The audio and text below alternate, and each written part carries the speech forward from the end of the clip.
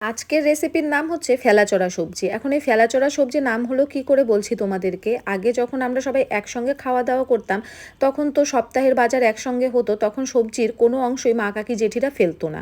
যদি হতো সেটা শীতকালের সবজি, তাহলে তো ফেলানোর কোনো প্রয়োজনই আসতো না। যেমন মূলোর ডাঁটা, ফুলকপির ডাঁটি, এই সমস্ত কিছু ভালো মতন ঝুরি ঝুরি করে কেটে সপ্তাহের শেষে এই রকম একটা সবজি বানাতো। তার মধ্যে একটু সর্ষে বাটাও দিত নামানোর আগে, অথবা জিরে গুঁড়ো দিয়ে ভালো মতন ভাজা ভাজা করে নামিয়ে নিত। তবে আমরা আজকে ওই ফেলাচড়া সবজির সঙ্গে একটু ভালো সবজিও মিক্স করে দিয়েছি। সর্ষের তেলে কালো জিরে, শুকনো লঙ্কা ফোড়ন দিয়ে তার মধ্যে সবজিগুলো দিয়ে নুন হলুদ দিয়ে ভালো মতন করে একটু নরম করে একটু ভাজা ভাজা করে নামানোর আগে চেরা কাঁচা লঙ্কা, ধনেপাতা, জিরে গুঁড়ো দিয়ে নামিয়ে নিয়েছি। তো তখন যখন মা কাকি জেঠিরা এই রান্নাটা করতো বা খেতো, আমরা পছন্দ করতাম না। ছোটোবেলাতে অনেকেই সবজি খেতে পছন্দ করে না, তার দলে আমিও পড়তাম। সেই জন্য তখন আমি খেতাম না। তবে যখন মেখে দুগাল দিত তখন বেশ ভালোই লাগতো। তবে এখন নিরামিষ দিনের একটা পছন্দের পদ বলতে পারো আমার। তোমরা কে কে